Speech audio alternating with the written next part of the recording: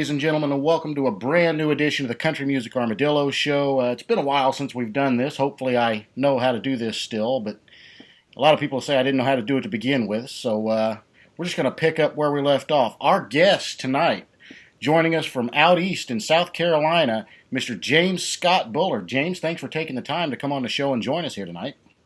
Listen, thank you, man. I'm always blown away that anybody wants to talk to me. So I thank you. Oh, no.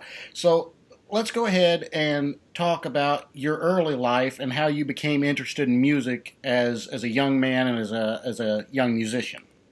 Sure. I was just surrounded by it. I was one of those kids that I didn't grow up in a neighborhood full of kids. My mom was married previously before she married my father and had two sons who were in graduating high school before I ever came along. I was an accident. I wasn't meant to. That totally wasn't planned. And so I had two older half brothers who were 18, and so the way it kind of happened was, I guess I have to start from the beginning. My dad came from a family of what, if you've ever seen Oh Brother Where Art Thou, you pretty much saw his people. Like I don't want to go as far as to say the Texas Chainsaw Massacre, because they didn't. There actually were a couple of murderers in there, but he came from a family of moonshiners. They did moonshine for a living. There were 8 kids in the family, and their father had to do whatever he had to do to make ends meet. Railroad work. He did work at a sand plant. He did whatever he could, and one of those things was moonshine. And so the story goes was that there was this old guy. It was a blues guy, bluesman, and he would jump the train to buy my grandfather's whiskey. And when he couldn't afford to pay for it, he would just sit and play for them. And so my dad and his brothers picked up on chords just by watching this cat. And so they couldn't afford a guitar. I mean, I've had him tell me stories where he said they couldn't even afford shoestrings in their shoes, and they would get picked on in school because their shoes were wired together with chicken wire. Really hard. You're talking about Depression era. So when they learned their chords, they couldn't afford a guitar, so they would they would do it on their mom's broom, and they said that they would just beat the shit out of this broom, and eventually she would line them all up and spank them because the broom would have no straw left in it, because they had, obviously they hadn't quite figured out air guitar in the 1940s, so he came from a place of, where country music, blues, bluegrass, where all those things meet. He came from that. And so to fast forward now, how he and my mom got together is beyond anybody, even her. Because she came from I wouldn't say well-to-do, but at least a father knows best kind of leave it to beaver family. Her dad was a high school principal or a school principal. Her mom was, a stay-at-home mother. I mean, it was very, from what I understand, very much like you'd see on Father Knows Best or one of those old shows like that. So, two totally different worlds. So, fast forward away, into the future they meet. I happen, and so I'm surrounded by my dad's love for Merle Haggard and Waylon and Willie and Jones and Cash and Dolly and Porter. That was it to him. If you didn't listen to that stuff or bluegrass, if you didn't have that in your blood, you weren't shit. My mom, on the other hand, having been raised in a very kind of suburban life, was more of the pop sensibility. So I remember Saturday mornings were house cleaning day, and the radio would be jacked wide open with the Bee Gees, Rod Stewart, Commodores, whatever was pop at the time. Then my brothers, who were, as I said, 17, 18 years old, were listening to Blue Oyster Cult and Alice Cooper and Kiss and Ted Nugent and, things like that. And so I just kind of had it coming at every angle that I turned. And my dad played music. He was a musician. He played guitar. He actually recorded an album in Nashville with DJ Fontana, who was Elvis's drummer. And the story goes they had a manager, and it never went anywhere. I guess he robbed them blind somehow and took off. But my dad kept the demos, and they're amazing. They're really good stuff. Uh, so I guess being surrounded by people who loved music and then people who played music. Now, my dad was a hard drinker. I'm not going to sugarcoat anything. He was a pretty hard drinker, and he was not home a lot, and there were rumors, about maybe other women and things like that. And I can say this because he's gone now. God rest his soul. Love you, Pop. Sorry. But he just he wasn't Jesse James, but he wasn't the best characters sometimes, and so he would go, and I was just always surrounded by him playing music with people, or there being people here in these. They'd go in their room, and it would be the smoke-filled room, full of drunk people playing music that actually sounded good for drunk people, Um, and one of my first memories, I've told this story before, and I don't remember exactly where, but I think this kind of sums up me musically, is that my dad had this photograph in the room that they played music in. He had pictures out of these old country magazines that used to come out back then. One of them was called just Country Music Magazine, and that may still exist. I don't know. But it was then. I think I don't know if it was a new publication or what. But you had the photos of Dolly Parton with the perfect big blonde hair, and you had all those kind of things. Well, he would take those photos and put them on the wall in this music room. And one of those photos, when I was very toddlery age, I'd say not older than 5, was of Waylon Jennings. And Waylon was glaring at the camera like he was going to murder the cameraman. And that picture did two things to me. It excited me because I was like, man, that's a dangerous, bad motherfucker. Like, and then it made me say, God, I like that. And my dad was to see him, you would totally get it. He looked like Waylon back then. He wore a vest. He wore a cowboy hat constantly. He never owned anything but a pair of boots. Only jeans. I mean, and he was kind of a big character. He carried himself very menacingly, and he didn't ask you. He told you, and you did it. He was just that kind of person. He was a very big. I mean, his forearms were as big as my thighs are right now. Wow. Big guy, and so he carried himself as such. He was never a bully, but he was never backed down either. And but I remember seeing that photograph and thinking, God, there was something in that photograph that was just electric to me. Like you didn't just see the photograph, you felt the photograph. And so that, coupled with the fact that my mother took me and a cousin and my aunt and we went down to there's a place here in South Carolina you may have heard of called Myrtle Beach. It's kind of like the spring break tourist Sure. destination. Then it wasn't so much like that. It was barely a store, on down a boulevard. But now it's a Hard Rock Cafe on every corner.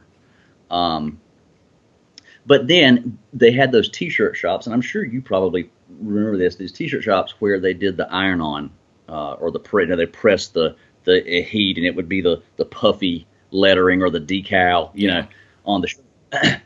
And so she told me to pick out any shirt I wanted. And so I go in and I look, and they've got everything you can imagine on the wall that you can pick from. I mean, it's just like it was, So I'm looking, and there is that picture of Waylon.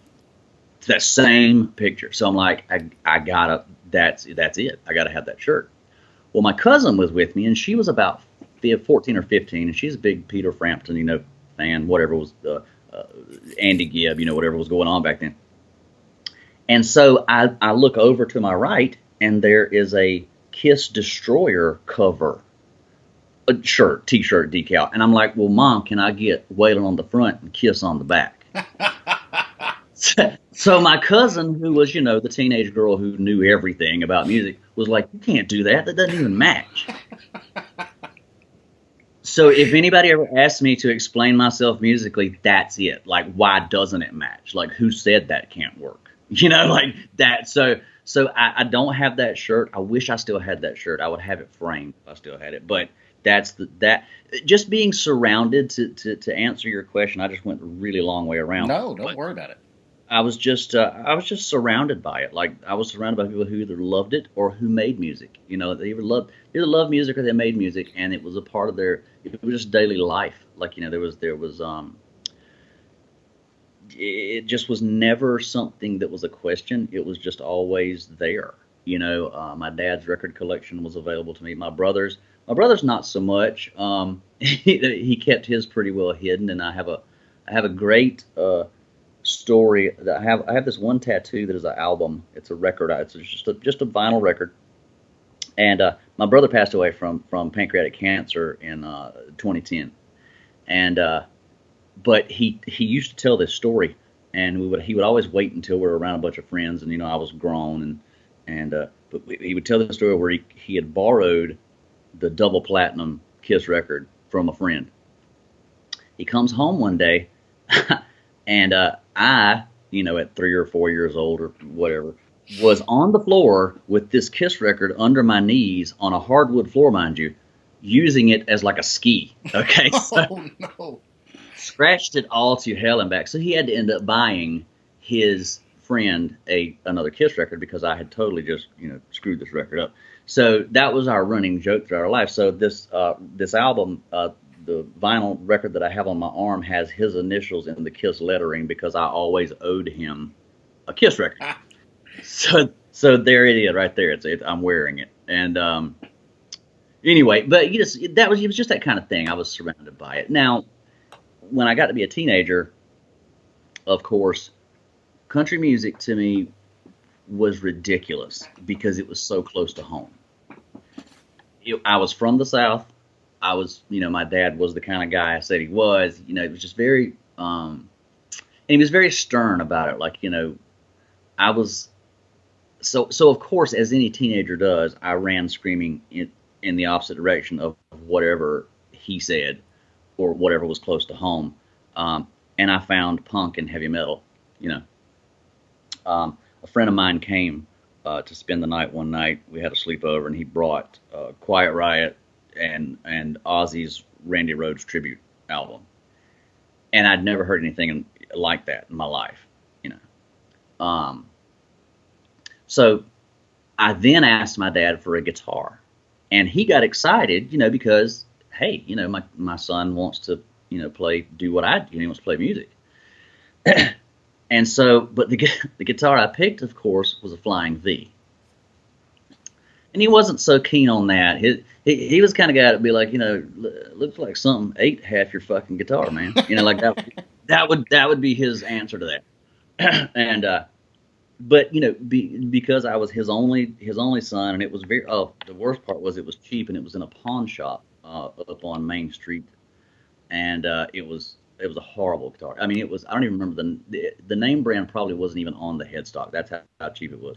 Um, the strings were about an inch off the neck, so it was like there's no way you're actually playing this guitar. But it looked badass. It looked like Randy Rhoads' guitar, right?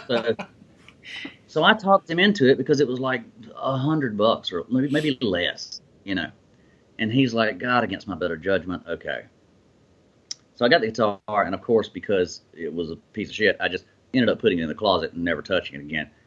And then I decided I wanted to again, so I took it out, and knowing a little more about music then, I was like, he's right, this guitar is a piece of shit. So for my birthday, I guess I was about 15 at this point, he bought me a Gibson Les Paul Deluxe.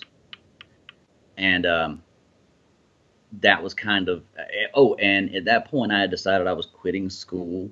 I had it in my head that high school was not built for me, so I just gave up. I just walked out. I literally put my books down in front of my locker one day. I didn't even take the time to open the locker.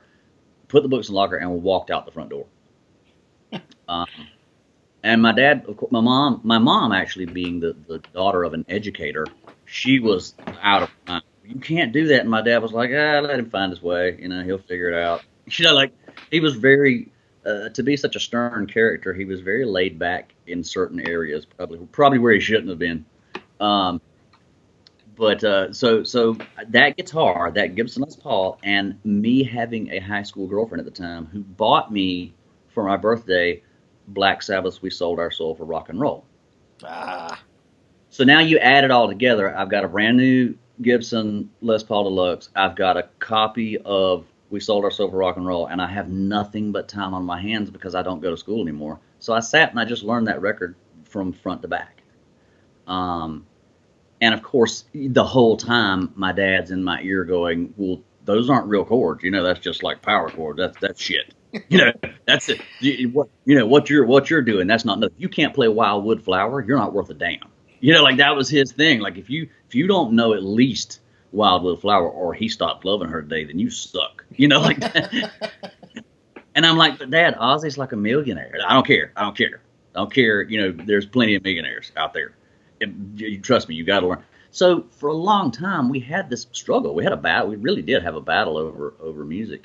Um, but slowly, he told me. He said to me one day, he goes, "I'm giving up. I'm gonna let you just do what you want to do. Listen to what you want to listen to. Do your thing, man." And he told me. He said, "But mark my words, you will come back to your roots. You will come back to country music." I said, "Okay, whatever, sure." Sure enough, you know, he lived to see me release my first two solo records. He lived that long, and so he was very proud of the fact that I had completely, um, you know, dropped the metal stuff, which I still listen to religiously. I can't, I'll never not listen to it. But sure. as far as playing, I just found it, you know, I don't mean this to sound derogatory in any way. But I think every kid, when they get their first guitar and they start their first garage band, no one goes, "Let's start a country band." I think it's immediately most people go, "Let's start a punk or a rock band," because it's very easy. It's very easily accessible. Let me say that is the chording. You don't necessarily have to be in tune. Like you can really make punk or rock music, like heavy rock music, with very little. My son is 11 years old right now, and he has a guitar, a bass, and a drum kit. Um, and he's obsessed with Metallica, Pantera, Slayer. And I'm hearing him like when I have him on my weekends that I have him, his drum kit's here, which was a smart move on his mom's idea, I'm sure. Um, but I hear him in there, mimicking just what he's heard. Just like I'll see him sit down with a tablet and he'll listen to something from say, "And Justice for All," Metallica, and he'll go and play it. And I'm like, God, that was me. That was so me. And there's a part of me that's my dad that wants to go, "Here, come listen to this Waylon Jennings record, son." Like there's a part of me and then I go, "No, no, no, you can't be your dad yet." You know. Um, so yeah, God, that was so long to. Sorry about that, but No. I just had it everywhere, man. I really did. I had music coming from every direction. My dad's friends were all musicians. My uncles were, if they didn't play guitar, they played bass. If they didn't play bass, they played a banjo. If they didn't play the banjo, they played a fiddle. My grandfather played a harmonica, with his cup of coffee every morning, for his entire life. I mean, it was just kind of a thing. I guess it was kind of to me, it was the blues. They were very poor people, and they were very depressed people a lot. There was a lot of turmoil in the family, health issues, and just bad things. I honestly, I know there's some Native American blood in my family line, and I'm not. I wouldn't argue with someone if they told me that we got cursed somewhere down the line. Like if there wasn't some thing put, because it's literally, there's the hardships they went through. It just made perfect sense for them to be so drawn to music, to release. Music's very therapeutic. Being able to write my problems down, for me, saved me, God, thousands and thousands in psychology and psychiatric visits. Um, so just being, I guess the short answer is being surrounded by it. And having a dad who played. And the best part of it is, while he was, I forgot about this, while he was recording the record in Nashville with DJ Fontana, um, I was conceived in a motel during that week. So again, you put it all together, like I'm conceived in a Nashville motel while my dad's working with Elvis's drummer, and then I think that Waylon Jennings and Kiss belong on the same shirt. Now you know who I am.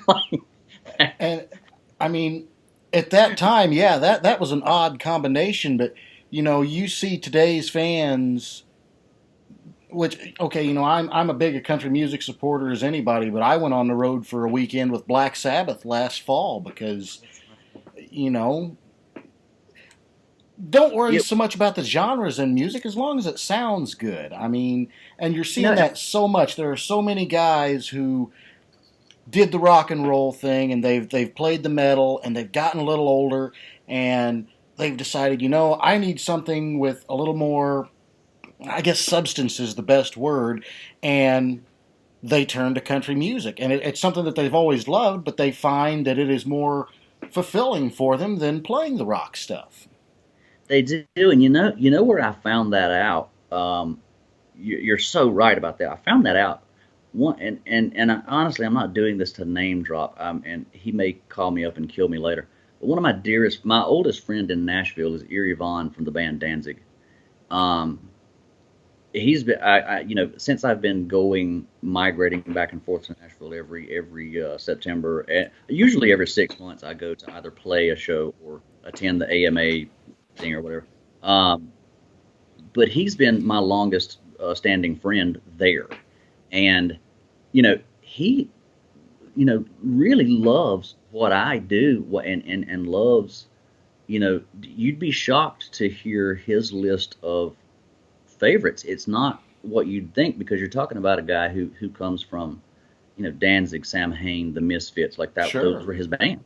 You know, um, but when we have personal conversations, he's a hardcore fan of the Everly Brothers and Roy Orbison, and That's that's awesome. his. And it's because, but if you think about it, you know, really, those were the first punks. I mean, those, like I had this uh, talk with someone a while back that you know, to me, country music came directly from the blues, and so did rock and roll. It's all the same thing. It's just depending on how fast you play it is what differentiates it. Mm-hmm. It's it. Um, so it became a ridiculous notion for me to have so many genres. Like I can remember as a kid walking into a record store, and there were about three genres to choose from. You had rock, you had R&B, and you had country, and that was about it. You know, there weren't all these subgenres and limbs coming off the tree. It was just you fit into the one, two, three categories, and even then, you know, you know, nobody just stuck specifically to one thing. Like my brother's record collection consisted of anything from, like I said, Blue Oyster Cult to Al Green, or George Jones. I mean, like I don't know, man. Like people were onto something back then that they've lost. Now. Musically, it kind of, like, I guess, like you said, it doesn't have to. I think people put too high a price on genre, on your what you label yourself. The label thing has always bothered me. Like, that um, where you have to put it in this box, and if you go outside that box, well, now hang on a second. We don't know that you can do that. And of course, now I'm not talking about mixing country and rap. We'll get to that later. Uh, I'm talking about, like, say, we, like obviously, you know, Waylon and Willie and the boys changed the face of country music. I mean, they had the first platinum record in country music history with the Outlaws. You know, yes, it did. and so it's kind of like you think that people would have figured it out then, but what they did was they kind of took the hello walls, da da, and said, what, that's cool and all, but how about we try a little bit of rock? How about we turn it up a little bit? Yeah. Like how about we? And I'm sure you've seen that story of Billy Joe Shaver talking about when he brought Honky Tonk Heroes to Waylon. Mm-hmm. it almost got his ass kicked, Yep, he didn't like anything Waylon was doing with it. And Waylon told him, "Shut up and let me do my thing." Yeah, and then he said that Waylon scared the shit out of him because he put that end on that song. Like because that song was kind of like it was as is as it starts, which is very mellow, kind of a waltzy thing. And then he said Waylon just scared the shit out of him because he's recording it, he puts that end on it where it just takes off. Mm-hmm. And to me that's kind of like that's what I mean is like when you can't. There's nothing wrong with saying, you know. I I love Pantera. I mean, like Absolutely. that's one. But at the same time, it wouldn't be awkward to find me listening to Cinderella. And then 5 minutes later, you know, Loretta Lynn. You know what I mean? It's like Yeah. I never, and I don't think it's a conscious effort. I just, again, pigeonholing to me is a horrible thing. Like it ruins stuff because people feel like they're especially today's youth, they're labeled uncool if they like or dislike a certain thing. Whereas, 30, 40 years ago, that wasn't, you just, whatever you liked was what you liked. You know what I mean? Like it wasn't such a big deal as it is now. It's become like everything else. It's more business than it is than it's done for the pleasure of the people. There's a lot of people. No, don't get me wrong. There's still plenty of people doing that, which is why I'm so thankful for people like you who draw attention to those things. Because um, I guess to sum it up, I was a journalist for a little while for a newspaper, and I was told not to write above a fourth grade level because that's where most people read, which was sad to me. But at the same time, now I can look at it and go, artistically, they're probably just as dumb because they believe that what they have on the radio and what CMT tells them is cool is all there is. They don't, you have the whole world at your fingertips. I mean, I can take my phone and almost learn how to give somebody a tracheotomy, right? But but nobody thinks to go, let me dig around and see if there's better country music, or better rock. Like I hear people complaining about rock. It's not just country. People complain about rock or whatever. Uh, Dig. There's good bands out there. You're just not digging far enough, and that's why those bands are spinning their wheels. Because you're kind of um, you're going to Walmart when there's still plenty of mom and pop stores around. You know what I mean, kind of thing. That's how I see it. The music business. I put an emphasis on the business, and again, that was a conversation I had with Erie, where I said in the conversation, uh, the problem is the music business is not what it used to be, and he goes, no, no, let me correct you. The problem is the music business is exactly what it used to be. That was like insight, very profound to me. Like I was like, well, God, yeah, I guess he's right. Like, I mean, you look at someone like, Rick Rubin, who had Danzig on his label, or you look at, David Geffen and those guys. What did they do? I mean, they sold what they knew, would mass appeal, like had mass appeal to, like David Geffen's, of course, probably most brilliant stroke of genius was signing Guns N' Roses. Mm-hmm. Mm-hmm. Uh, Not that he didn't have 1,000 great acts, but that I remember being, I don't even think I was old enough to drive yet, but I just remember Headbangers Ball, and I'm talking before Ricky Rockman. This was back when, oh God, was it Adam Carolla? Wasn't that his name? Like the guy, he had the big poofy blonde hair. Anyway, he hosted Headbangers Ball back then, and so if I was up past midnight, that's where my TV was. And I remember watching these bands, and I'm going, this is horrible. Like they all look the same. They have the same formula. The pretty blonde front man and the brunette guitar player who can really rip and shred and just amazing, and the drummer who's just batshit crazy, and the bass player who's screaming at the top of his lungs back up vocals, and it all works, but it's a formula. So my friends and I, even as far as back then, we would say things like, God, we wish there was something that would come along and just, kick it in the ass a little bit. And out of the gutter came these ratty looking dudes. we all saw Welcome to the Jungle video, I think, for the first time ever on the same night, and our phones did not stop ringing. Like it was, everybody was, we just found our saviors. We just found our, like, I think kids today don't quite get the impact that Appetite for Destruction had on the hair movement. The hair metal movement was pretty much the pop country movement today. That's kind of what started to happen. You had great bands who were suffering because shitty bands were getting signed because they were prettier. That was the problem. They had better glitter. They had more feathers in their boa. Yeah, they had whatever it was. They were getting signed on a look basis. They were given $1 million to go make a record, go blow it on your nose candy and do whatever you do, and it started to deteriorate. And we, even as young as we were, like I said, not even driving age, were seeing it and going, God, this is horrible. Who's gonna save rock and roll now? And then sure enough, Welcome to the Jungle hit, and we were like, holy shit! Did you see that dude in the top hat? Like, that's the creepiest looking character we've ever seen, and we love it. Like, we want more. And sure enough, they, had it not been for, and I'm gonna say it, had it not been for Axl's, hissy fits, I think they could honestly have continued and went on to be still one of the greatest rock bands in the world.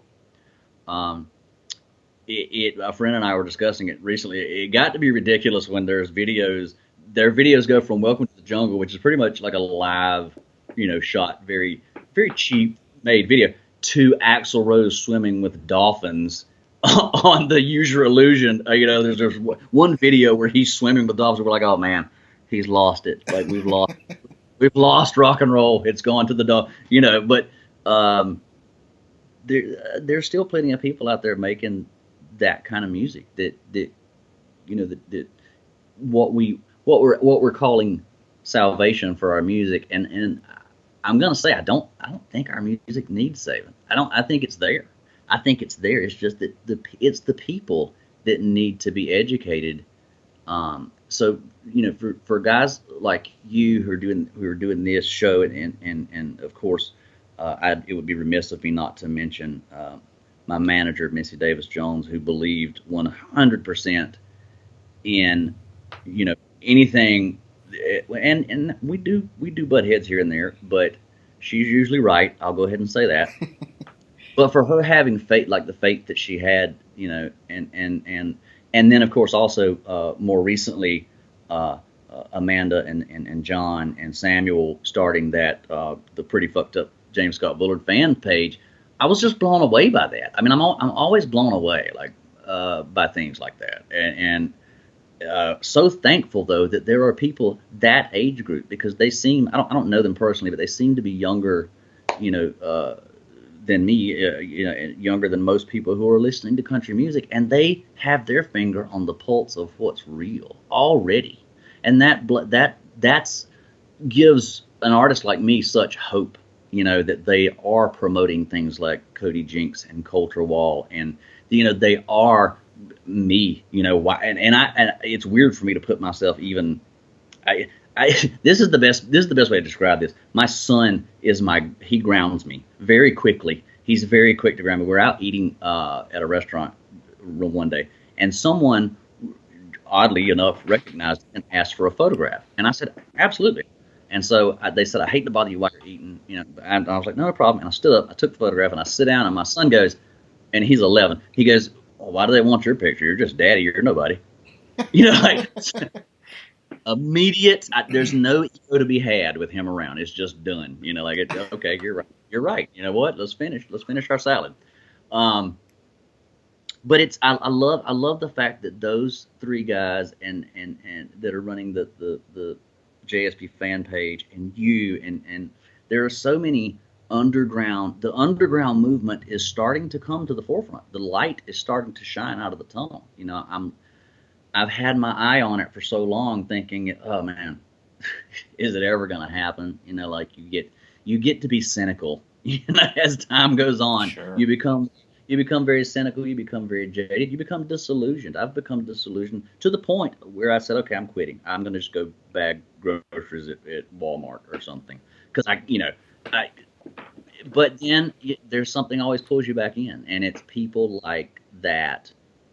Again, I'm hats off to Amanda, John, and Samuel, because that page kind of it came along at the right time for me, man. I was in a career cliff I was about to jump off of, and out of the blue, John, I think it was, sent me a Facebook message that says, "Hey, man, do you mind if I start a fan page?" And I was like, "Do I mind? Like, are you kidding me? Like, start five, you know?"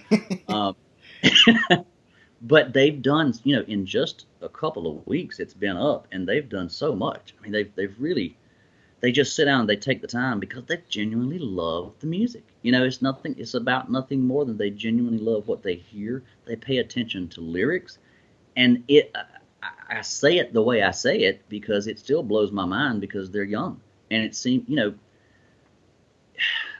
younger generation are always really the ones who kind of fall for the production line. They become the sheep who just believe what they're told and Sure. say that what they hear is all that there is. Uh, so it gives me so much hope to see kids like that, and I call them kids, but just to see people that young already got their eye on the prize and say, you know what, this needs to be brought to the forefront, and we need to say that, to our peers, you know, who are listen, when I started seeing my crowd be from age 18 to 80, that's a good demographic to have, like Mm-hmm. like there's and it's true, man. I that it blows my mind, but I'm so thankful. I think that the debt of gratitude is not owed to absolutely not myself or any of the artists as much as it is the people that are pushing them, because without those people, you know I surely wouldn't have the means to sit, on Facebook all day and just, promote myself. Like, I just I would get sick of. I would probably stop. I would probably just give up in the middle of it and walk away.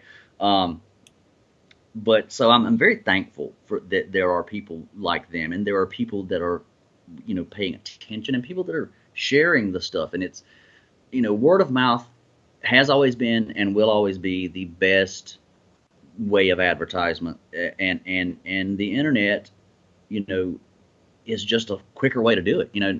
Now you don't have to post your flyers over somebody else's, on Yep. now it's just there for everybody. And if they want to share it, they share it. If they want to come, they come. And if they,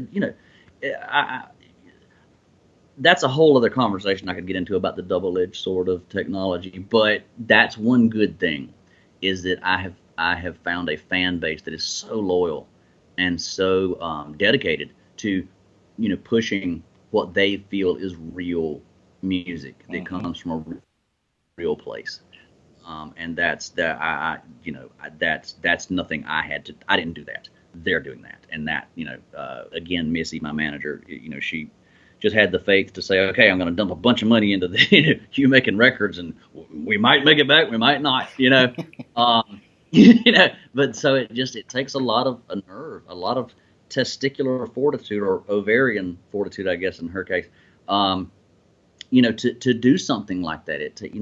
I'm not sure I would have done it. I mean, I was at the point where I had been making records just independently when I would, could have enough money, or beg my mom, please let me borrow, which meant I'm never going to pay you back. Um, but, what my mom's thing has always been, she's always had a crush on Chris Christopherson. And so she said, listen, you don't owe me any money, but if you ever get to go to somewhere he's at and you don't take me, we got a problem. I get to see him later this month, actually. Do you really? Oh, man, Yes, that's 230 seat auditorium, I believe. Yep. oh, that's wonderful. That's so close. I love those shows. I love those kind of shows where it's intimate. Oddly enough, I've seen country shows, rock shows, metal shows, punk shows. I've seen it all. The best show I've ever seen, and people may hate me for saying this, but was Elton John. And I'll tell you why. It was an arena, but it was unplugged. It was him and a piano, and that was it. No band, nothing else. And he sat there for 3 solid hours and played his hits. He didn't do that Lion King stuff. He didn't do any of those. Nice. He did. he did everything from like, I mean, he almost did the entire Yellow Brick Road album, and I thought, oh man, this is heaven. It was a great show. It was a brilliant show, and it was because it was that kind of intimate, like you're talking about the Christopher. I'm sure that's going to be a thrill. Oh yeah. In fact, last year in Nashville, I was talking to. I was out on the balcony of the basement east, and I was talking to Ted Russell Camp, who's Shooter Jennings' bass player, off and on. Mm-hmm, mm-hmm. And Ted does have a really good solo record. And I love anything Ted does.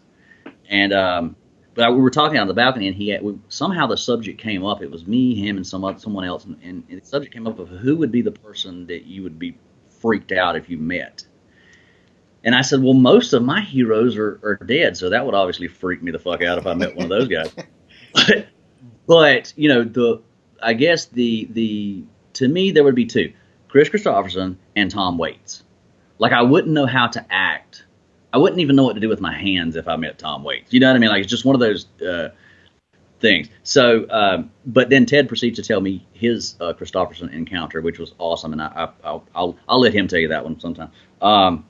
But that's Christopherson's one of those people to me that it's like that apex. There's a mountaintop, and then there's craggy hills along that mountain that you got to get to before you can reach that, and most of us won't.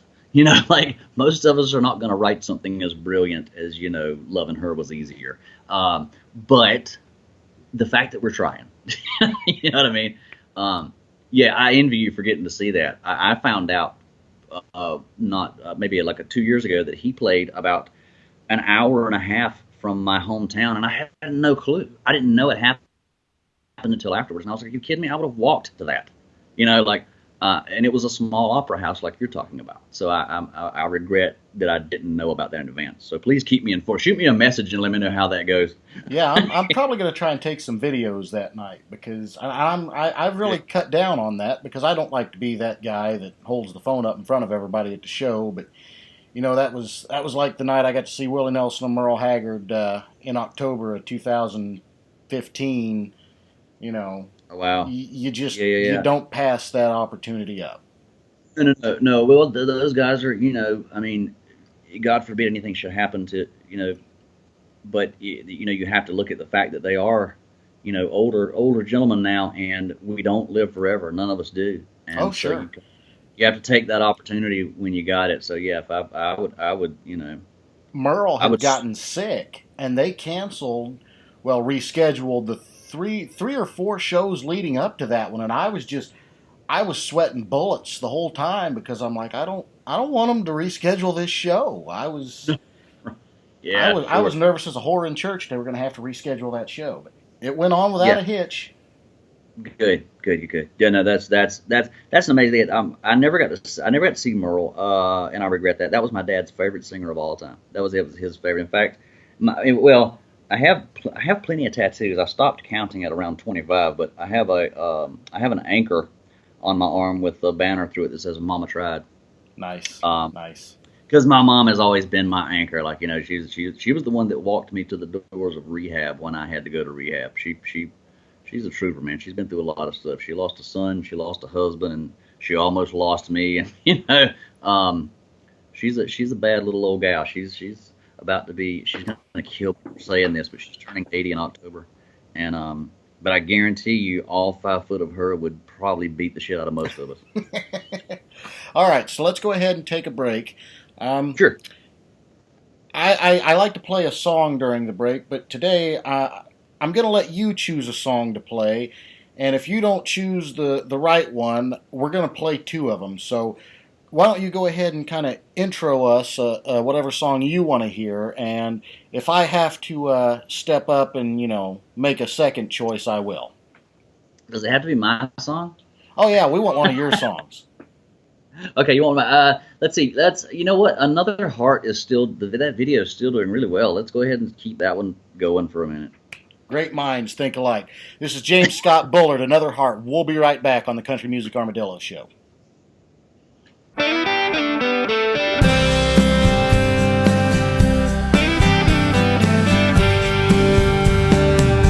Honey, I don't need a thing from you, so go on,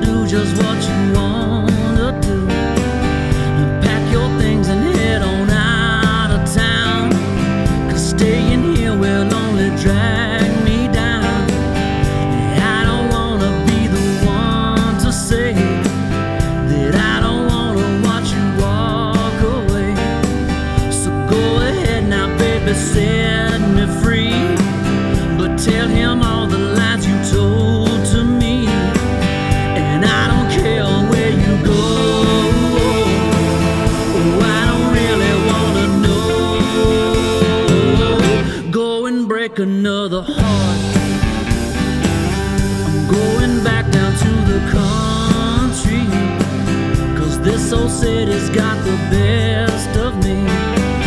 I'm sick and tired of waiting by the phone. I ain't seen the sun since you've been gone, and I don't care where you go. Oh, I don't really wanna know. Go and break another heart.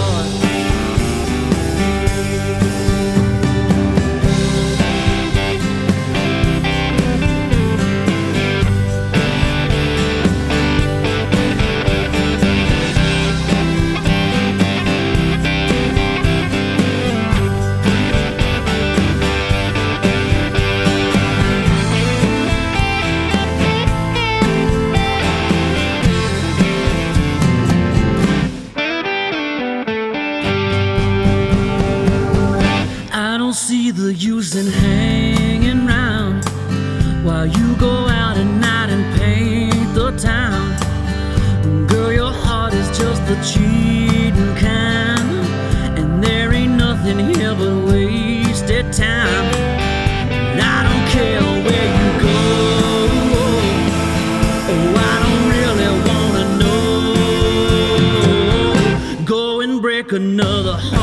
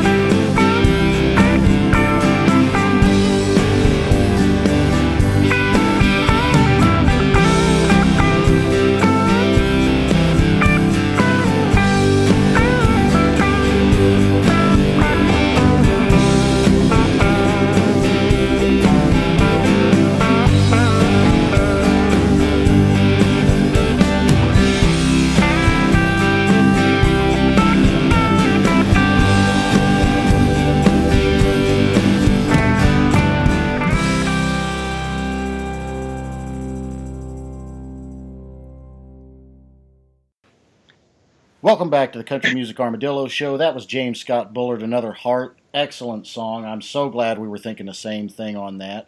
So you talked about transitioning from rock to country. Now, it's no secret that country music today, country music radio is not in a healthy state. It's well, let's not mince words. It's pretty damn bad. So Yeah. getting into that, was that something that maybe discouraged you, or did it feel maybe overwhelming that you were trying to get involved while, bro country is ruling the airwaves? You know what's funny is that I honestly I don't listen to radio. I have my Spotify playlist, or I have mixed CDs I make for a road trip. I don't listen to radio. So for the longest time, I had not paid any attention to. I mean, I hadn't listened to the radio since George Strait was new.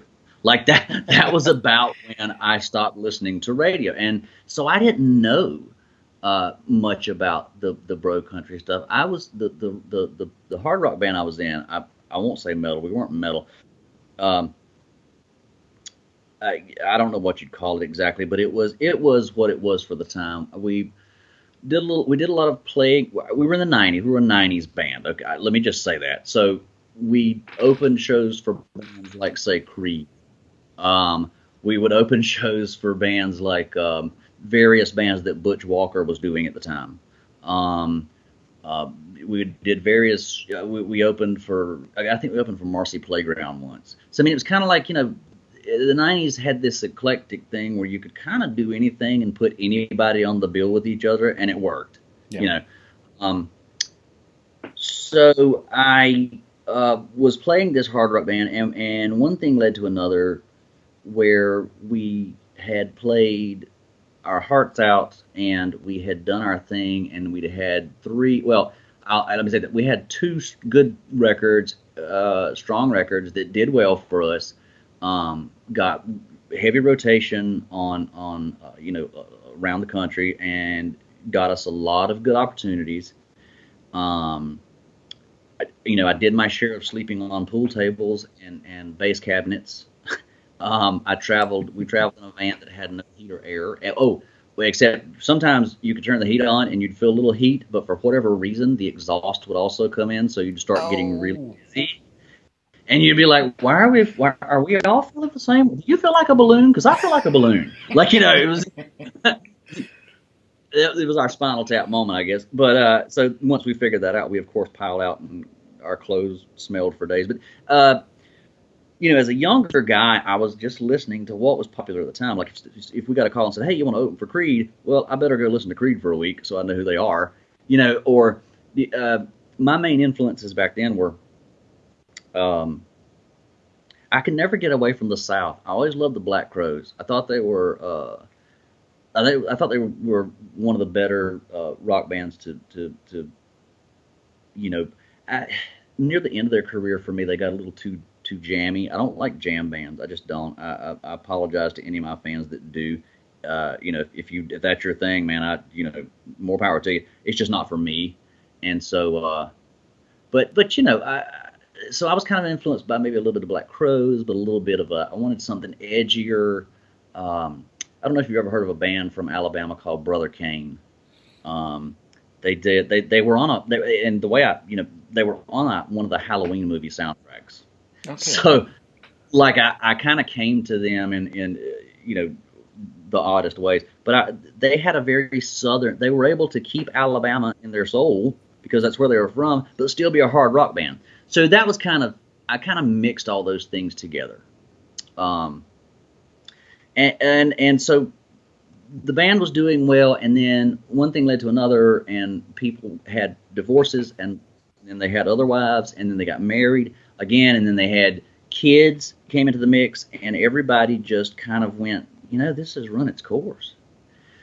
And we played our final show at the House of Blues in Myrtle Beach, South Carolina. I was still on the opiates at the time, so I was very strung out, and I think I remember clearly having our roadie at the time bring me the entire box of our T-shirts, and I just threw the whole thing in the audience.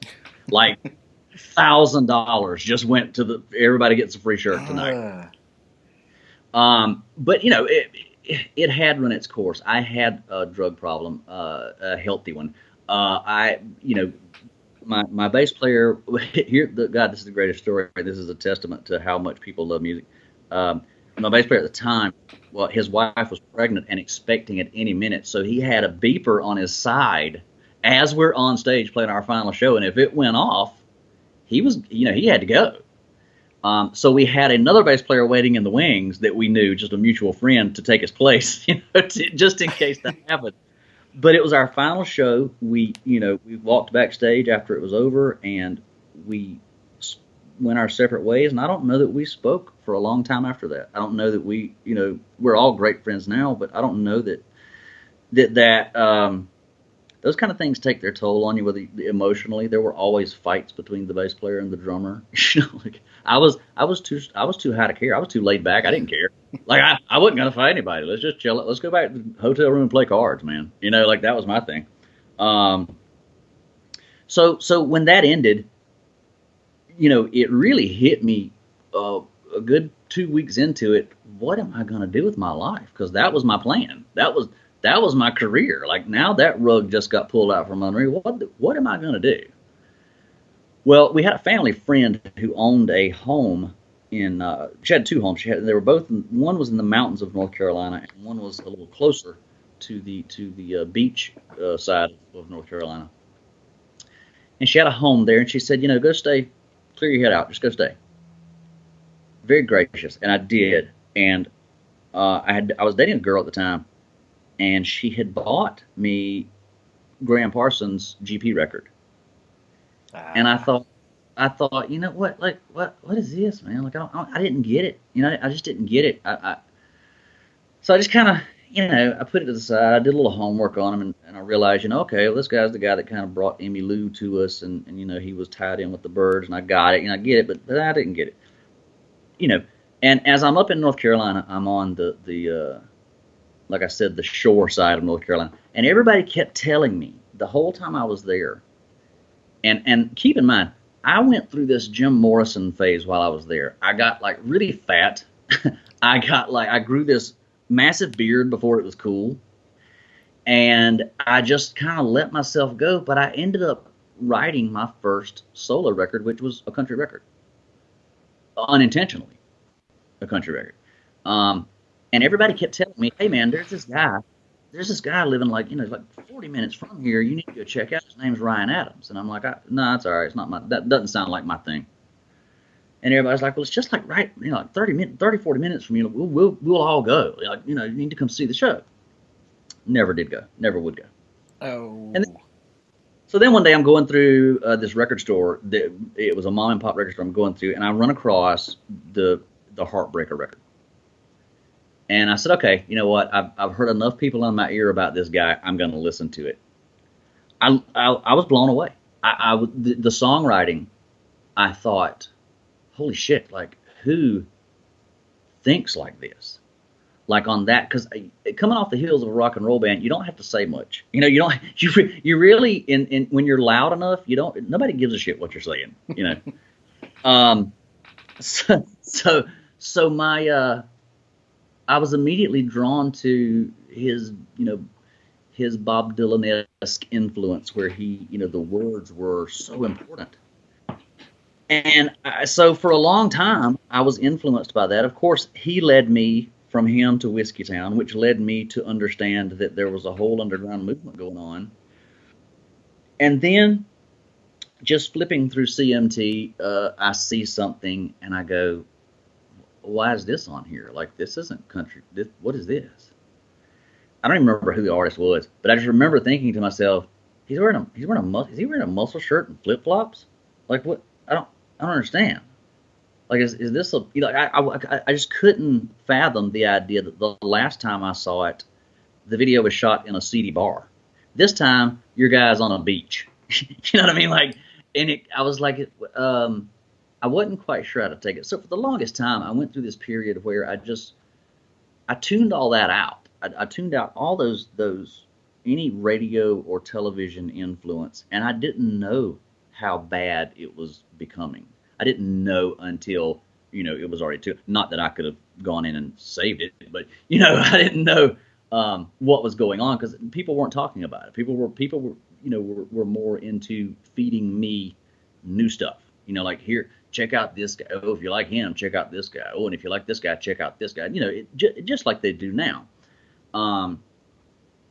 The internet back then, I believe, was probably still dial-up, so I don't think there was no YouTube. I don't think there wasn't much, if you got something, you still had to go to the store and buy it. And so from that point forward, I was sold on Ryan Adams as being this brilliant, mind who, could write lyrics that made you really go, holy shit, why didn't I think of that?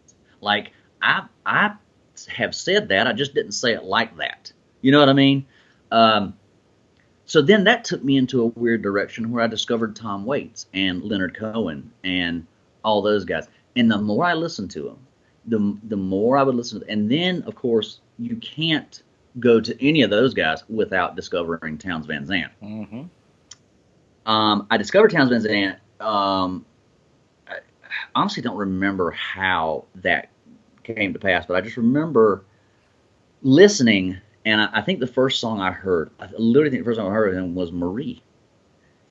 And at that point in my life, the saddest song I thought existed was He Stopped Loving Her Today, because it had never occurred to me that he stopped loving her because he's dead. Like that. Once I figured that out, I was like, holy shit, that's horribly sad.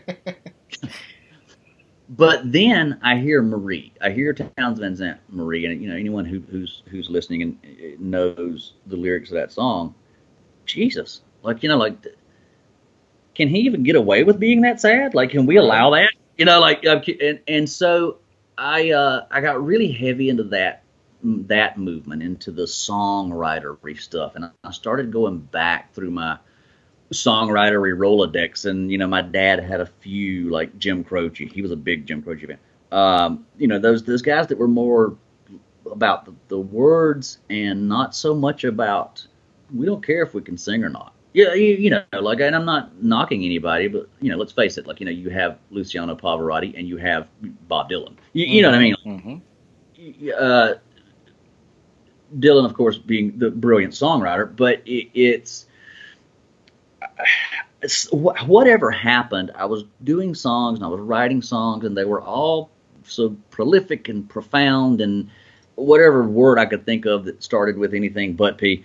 Then I realized. Then I heard more Townes Van Zandt. I heard, I think it was Lungs, and then I heard, it just became. I finally got my hands on a Townes Van Zandt, and there was nothing to be found then. I had to get a best of, which was 2 discs, and so I listened to the whole 2 discs. And by the end of those discs, I had realized my place.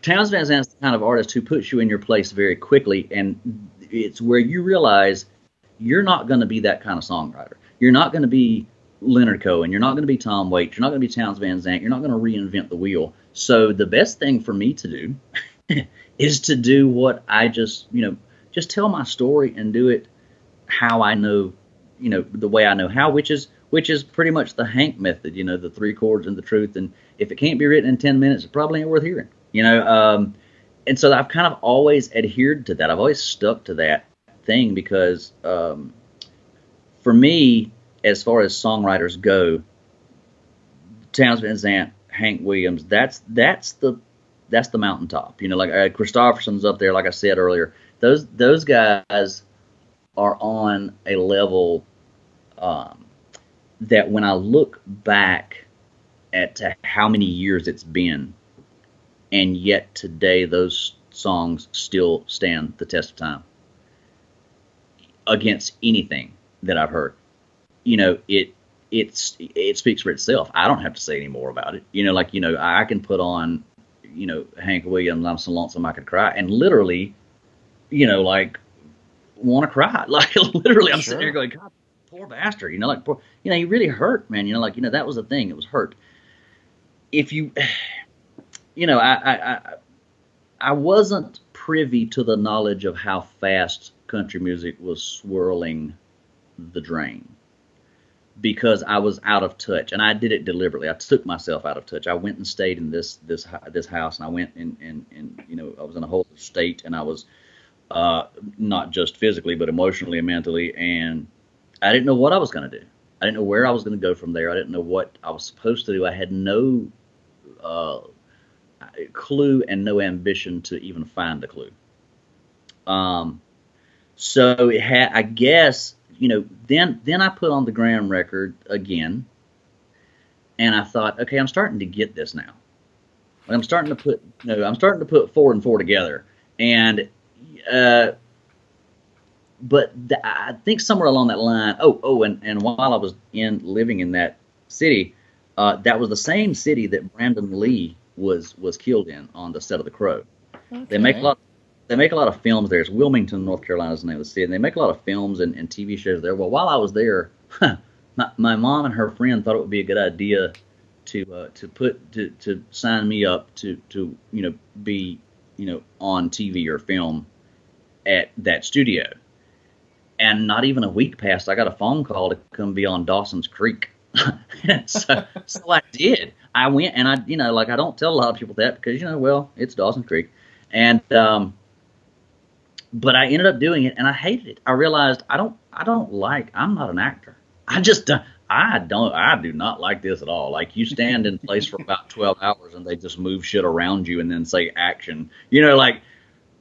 I've directed a few music videos, and a friend of mine and I are directing a horror film as we speak. But that's where I'd rather be when it comes to a camera, is on the backside of it. I'm always awkward, and so I don't even think I finished the day out. I left before the filming even wrapped. I left, just walked off the lot. I walked off the lot and I go back to the place I was staying and I just kind of crashed out and you know and they, believe it or not, they called me back 2 or 3 times to be in a couple. There was some Vince Vaughn movie they were filming, and they were like, we need somebody." Da, da, da. I was like, "No, no, not for me," you know. So my acting chops began and ended in a 6 hour period. Like, but I guess again, I've gone the long way around to answer your question. I didn't realize where country music had gone. I didn't realize what had happened. I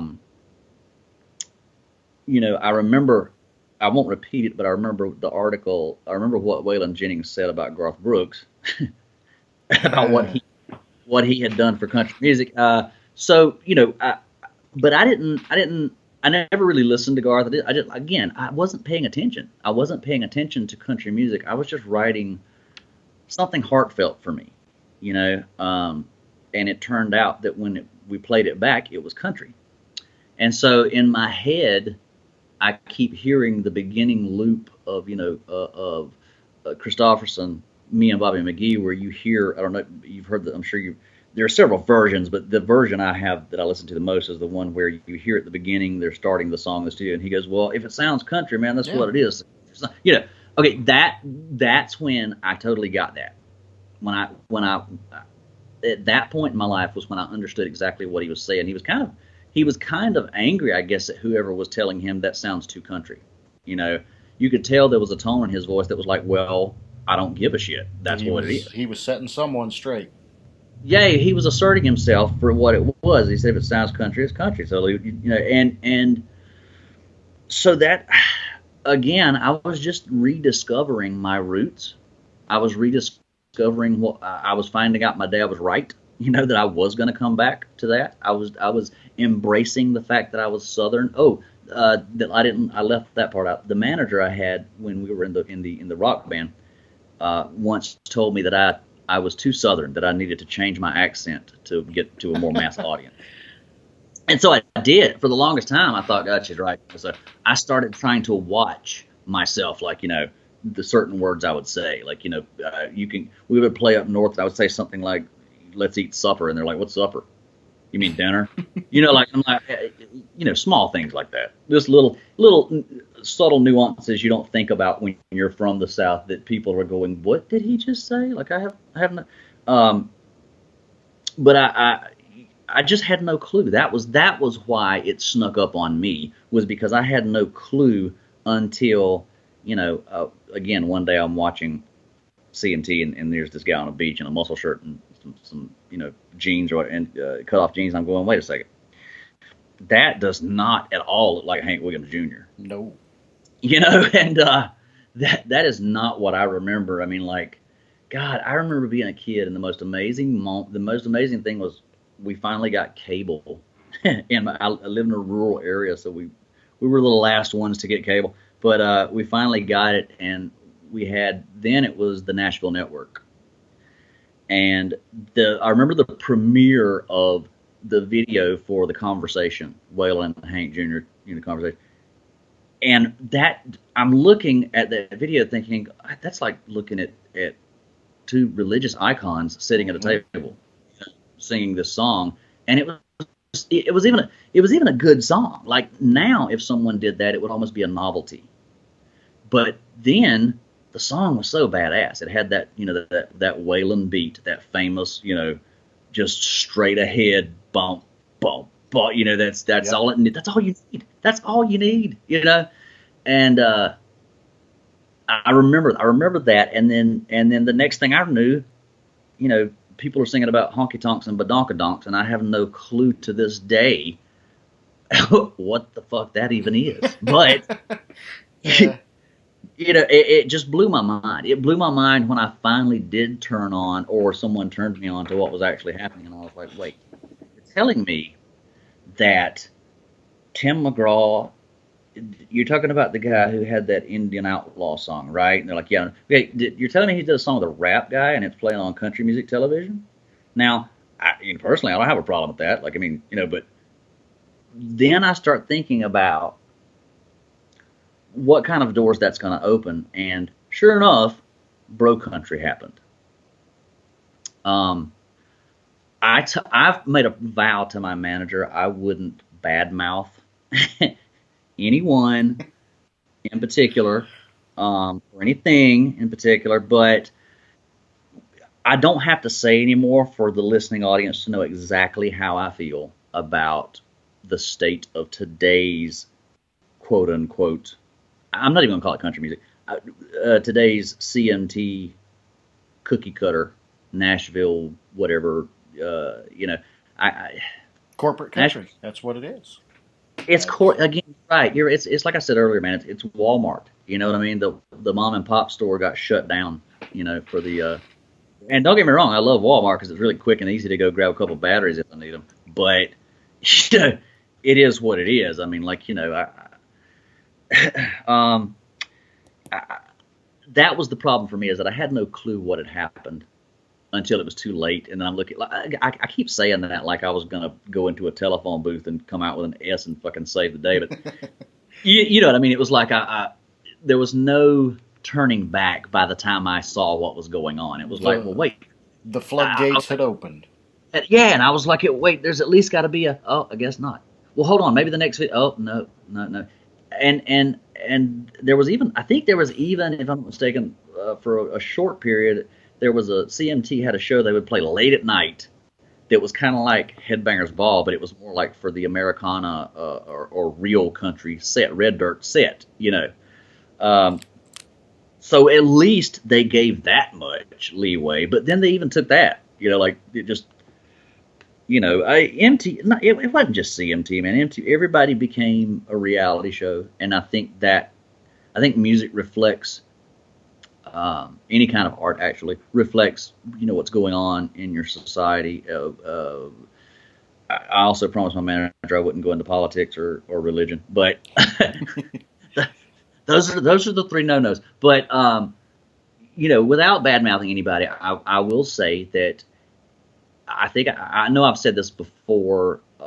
If they would take the country off of it, I wouldn't be mad at anybody.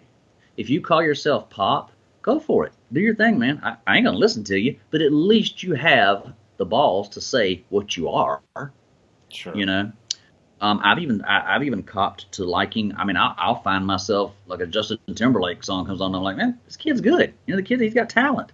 He's kind of like the white Michael Jackson. He's got like he can sing, he can dance, he's good looking.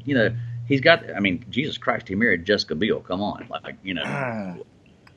right? Some should be so lucky. So I'm sitting there saying this dude's talented. I can't deny the cat's talented, and at least he had the balls to say, I'm pop. I'm not country. I'm not rock. I'm not metal. I'm pop. That's what I do, and that's it. And I can, man, I appreciate that. Thank you for at least copping to what you are. And I got to give him one more piece of credit. And I don't know Justin personally, so don't. This is not me helping him out anyway. But I do remember the year Johnny Cash died. Justin won an award. It was a Grammy, maybe, or American Music. I don't know which one. But he walks up to the podium and said, "This is not my award. This belongs to Johnny Cash." And he left it and walked off. For the Hurt video, yes, I remember that. And I thought, man, that kid. And then come to find out, he's a little country boy. Hey, maybe he's not such. So if the pop country people would just drop the country part and go on over to the pop side, I wouldn't be mad at them at all. They're not going to be as good as, our. You know what? I can't say that because then I'd have a problem because they were calling themselves pop, and I'd be like, you know what? You're not a pimple on Prince's ass. How dare you? How dare you call yourself pop? Honestly, I don't. The answer is, to the change. And by the way, I read your article, which I thought was brilliant. Thank you. But the answer, I think, is that the people share less of the hate and more of what you're listening to that makes what's making you go, well, this sucks and this doesn't. What makes that suck? It's because something real is out there and is better. Absolutely. And the people that don't know that you got to kind of shovel it down their throat, just like CMT and the radio's doing to them. They don't. My dad used to have an old saying: you can get some folks' attention with a tap on the shoulder, but some of them you got to hit in the face with a sledgehammer. And most people, sadly, are sledgehammer people. Yes, they are. So browbeating them to death again. This is the double-edged sword of the internet. On one hand, it costs artists a lot of money. A lot of artists have lost a lot of money. Me being one of them, because people can download anything free. But on the other hand, there's never been a better word of mouth. Nope. There's never been a better outlet to promote what you love, just as a person or as a fan, not just a musician. Yeah, people are going to pay attention to whatever Stephen King or Kevin Bacon post on their social media. But, when it comes to something like Facebook, where you're following friends, where you're following like-minded people, and they show you something you haven't seen, and you go, man, no wonder I like this dude so much. No wonder we get along so great. It's kind of like I said, it's just that double-edged sword. It taketh and it giveth. And but to me,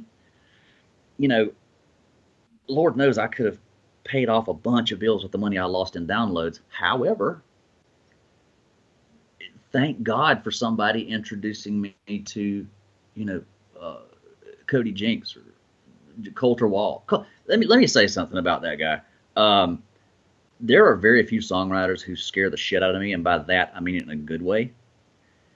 Because when I write a song, I don't think it's worth a damn until I play it for someone and someone goes, man, this song and blah, blah, blah, and I love this and I love that, and I'm going, oh, wow, okay, thanks.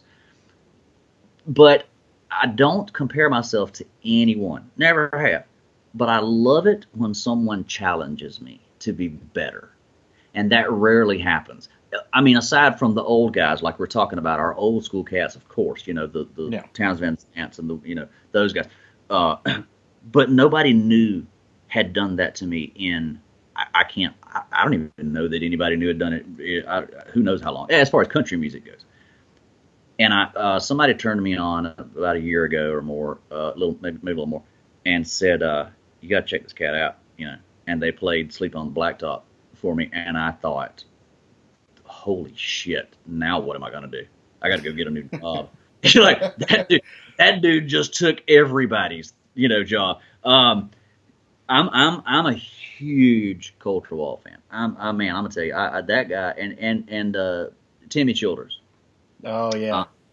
They're writing. You can tell that I don't know their ages, but I know that their souls are. God, they had to be in the Korean War.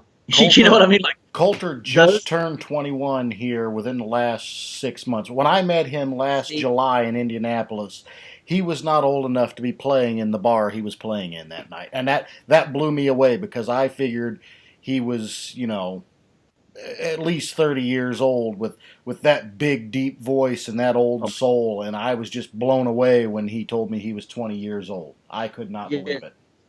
No, those. I mean, everything he writes, I sit there and I go, God, should I just quit? Like he's that to me. Like he's that. I like I said, I appreciate an artist who scares the shit out of me, and he's one of those. When I hear his level of songwriting, I'm like, okay, wait, let me rethink this. When I've, and I try not to let anything interfere with my writing style as far as, just three chords and the truth. I mean, just tell it like it is and be honest, and people will respond. But just the way he has of kind of turning a word on a dime, or I'm gonna go ahead and say it. I vote Coulter Wall is the modern day Towns Van Zandt. Yes. I'm sorry. Yes. To anybody that disagrees with me, you can kiss my ass. I think Coulter Wall, realistically, lyrically, if you pay attention to what he's saying, that dude is on par easily with Towns Van Zandt. The parallels are obviously there. It is. And, and the thing of it is, I've always been convinced and very, let me think of the word I'm looking for before I put my foot in my mouth. I've always been convinced and it sounds very egotistical. It does. That that there's something about being from the South. There's something that other people don't. And I don't know. I never found out what that is yet. But when I look back at art, when I look back at music, let's think about where country rock, and it all came from the blues, and most of the blues originated right here. It's in the dirt, it's in the rivers, it's in the water, it's in it. There's something. I can walk out at night. I tell you what I do. I love traveling, but I also love being in a rural area where I can't believe I just said that word right. I'm not going to try to repeat it. Area where I can walk out at night and look up and see stars. You can smell honeysuckle. There's a swamp not far from here, and at night, once the heat calms down, there's that sweet but kind of bitter, smell that reminds you know exactly where you are. And there's something about that, I think, that comes through in music. So, frankly, I was blown away more by the fact that Coulter was Canadian. And not that Canadians aren't brilliant. I think Lindy Ortega is amazing.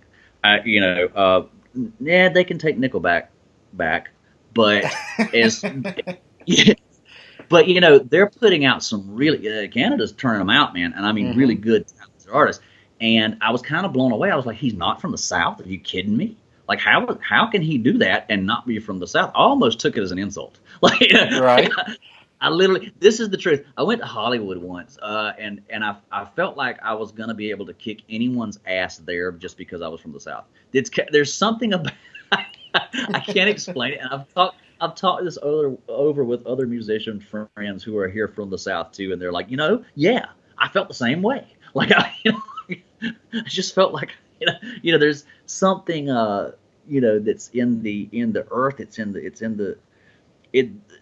the pain and the blood and the sweat and the tears have been tilled into the soil of the South for so long that there's no way you can live here for as long as I have and not find an inspiration just from the night sky. I always have this argument with my son, bless his heart. He's a victim of technology. And, when I was a kid, we went outside and we played baseball. And if we didn't have a ball and bat, we had rocks and a tobacco stick. We made a way to have fun. You don't have a pool? Well, let's just dig a mud hole and fill it up with mom's water hose. We'll figure out.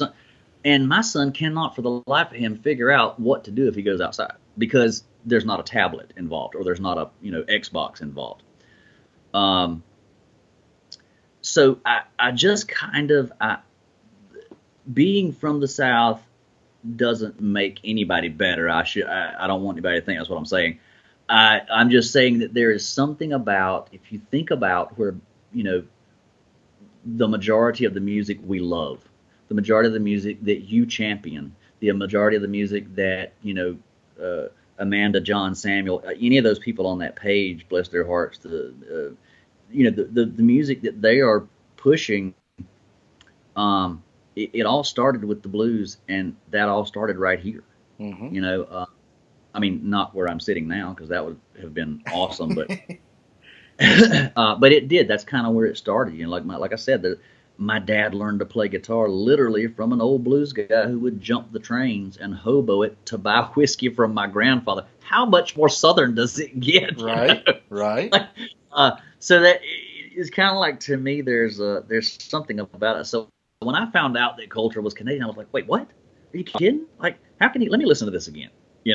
But there's no denying to me that one guy, like, I literally, the first time I heard him, I was like, son of a bitch. Now what am I going to do?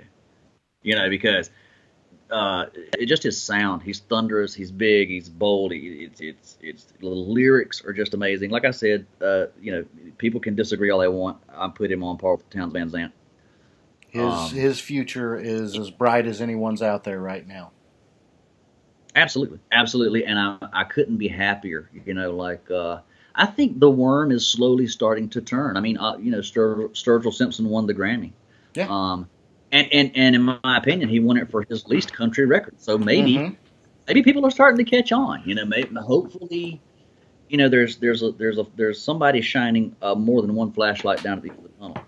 Well, I look at the scene, and I really kind of hate that word because it gets the wrong connotation sometimes. But I look at the scene that we're in today, and Yeah. I started this page just over a year ago now, and I look back at the way things were when I started this page and today, and things have grown tenfold in just the last year alone.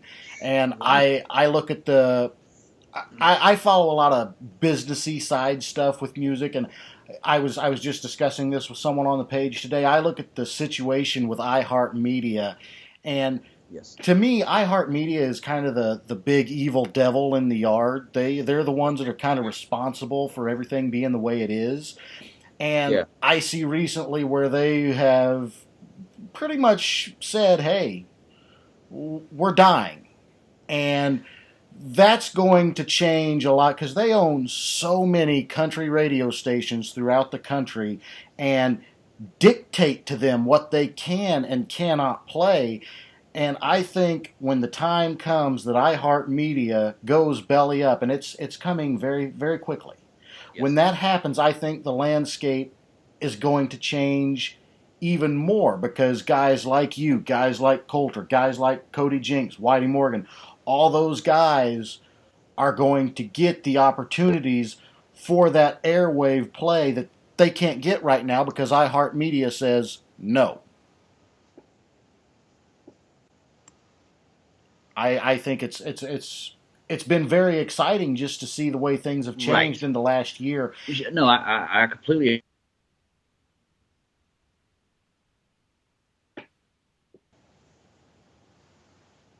Are you there? Can you hear me? You're cutting in and out. Okay. Can you hear me now? Yes, absolutely. Okay. But yes, I think that the landscape is set to change a great deal more within the next 12, 24, 36 months. Sure, I agree. It's rapid, and this kind of entertainment is a funny thing. Music especially is a funny thing because every 10 years or so, the same thing kind of recycles. For example, I'm sure you remember Debbie Gibson and Tiffany and New Kids on the Block. Mm-hmm. Well, you fast forward 15 years, and here comes NSYNC and Britney Spears. You know what I mean? It was the Yep. exact same thing. It was just kind of a yeah. I remember kids getting so hyped up when Korn and Limp Bizkit and those rap kind of came to the forefront, and I was like, listen, that was cool for me when the Beastie Boys did it on their first record. Like, I thought it was awesome because Slayer's guitar player played the guitar for Beastie Boys on that record. And I thought, hey, rap rock, I get it. I remember Run DMC reviving Aerosmith. Like Yep. you guys are on the wrong boat here. But so yeah, it kind of things recycle themselves, and hopefully there is a resurgence of the outlaw movement. And I've always taken that term very tongue in cheek. I have it tattooed right across. Happened very accidentally that I got clicked in with that, but I got sick of kind of what I was hearing and what I was writing, and I decided to take a real quick turn on the heel and make it more. Let's tell the truth. Let's just say that what, I was a drug addict. Here's my experience. I did a lot of things, bad things to a lot of people that I shouldn't have done, and here's what basically my songs are how not to live. It's a how not to. So I, for me, it has to be kind of something has to connect with the people, and if I wasn't telling the truth, if I wasn't able to say, turn a mirror toward myself, and now any of my past girlfriends would totally disagree with this, and will probably send you a lot of hate mail, and I apologize in advance. Um,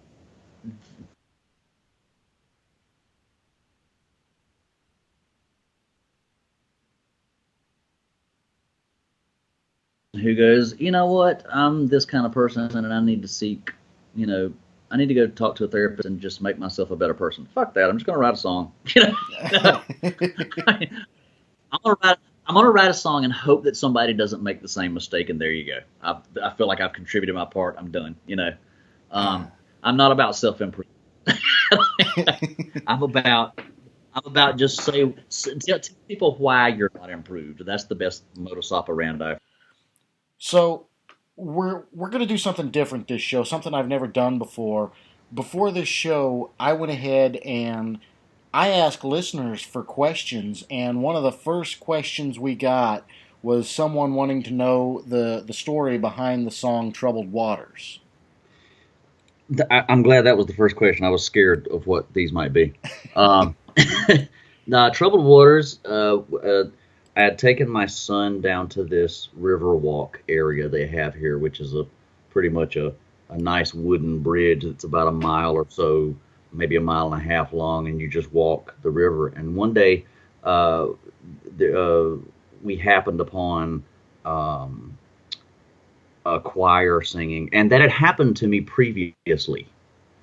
But it just, I don't know, he and I just kind of stopped dead in our tracks, but we couldn't see him. And that was the same thing that had happened the first time. It was just like this disembodied group of voices singing, and because of the area, it's a very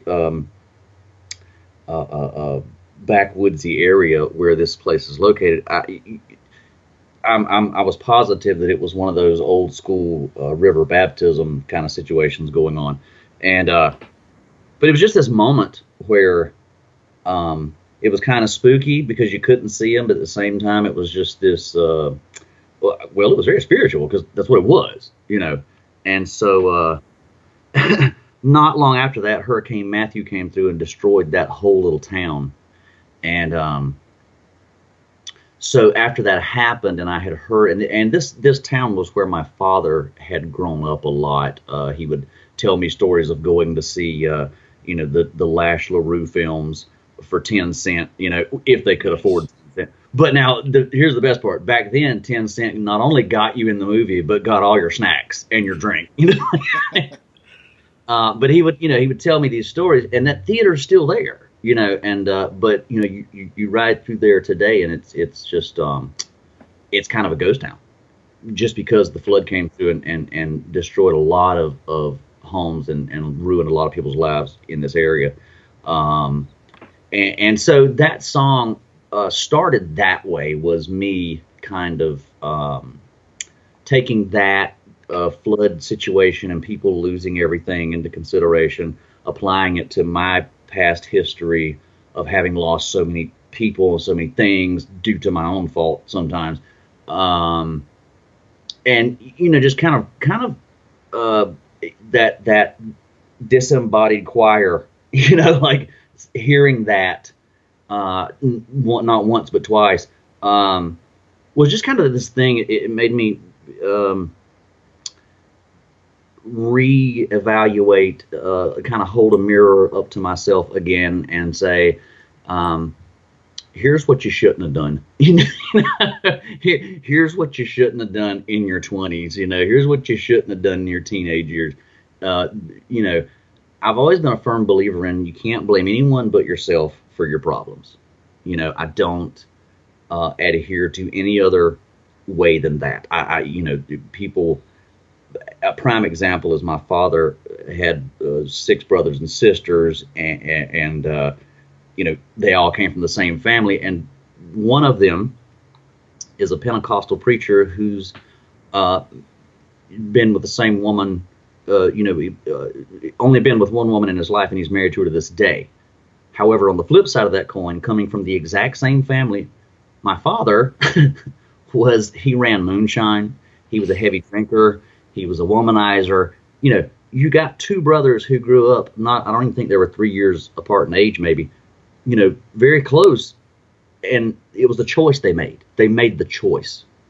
It wasn't that one of them saw, I honestly think it comes down to choice. And I made a lot of bad choices. And that song to me was, me saying I had come to a point where I was just tired of making bad choices. And so the troubled waters were,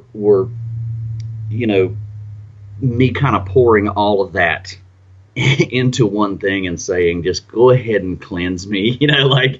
I think I mentioned last night maybe that I'd always kind of walked this moral tightrope because being from the South and being surrounded by spirituality, being, my mom was very into the church, and then on the flip side, you had my dad who was the hellraiser. And so I've always kind of, I guess, had this internal thing, my personal, where I know what I should be doing, but it sure is a lot sexier over there on the dark side. You know what I mean?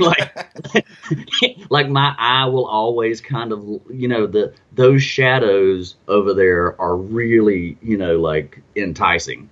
And so maybe that's a lot. I think that's a lot of rural Southern people.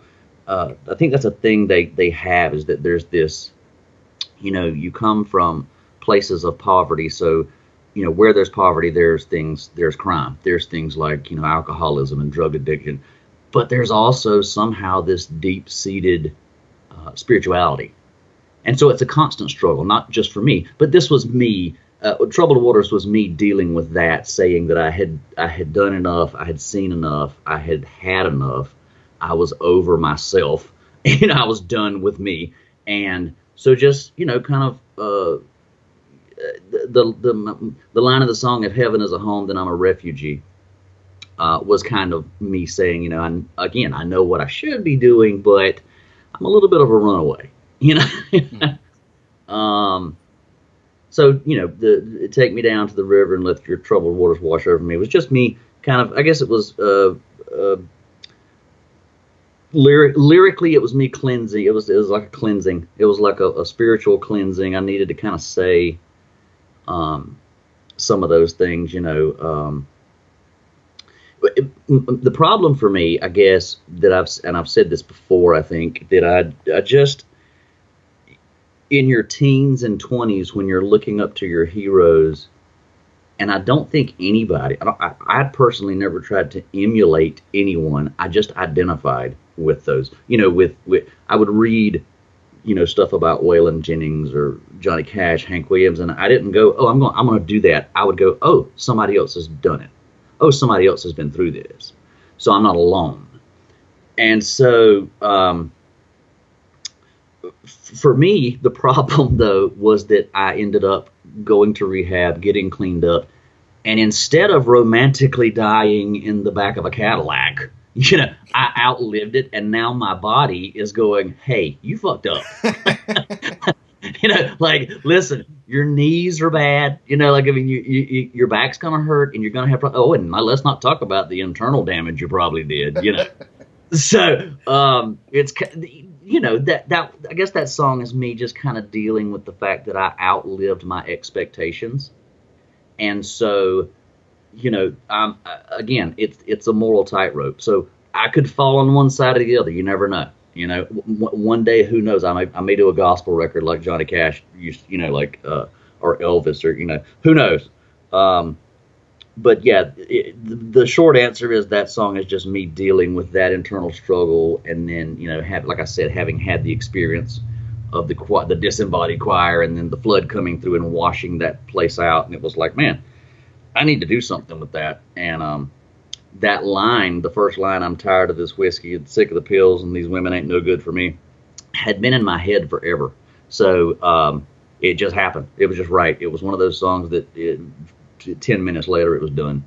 It was deep and meaningful. That's why I think that was the one song that was asked about of all of them. Yeah, it conveyed that deep meaning. I've gotten a few messages, like in emails and stuff, from people just telling me that it hit them in a place, like they were like, oh, I identify this.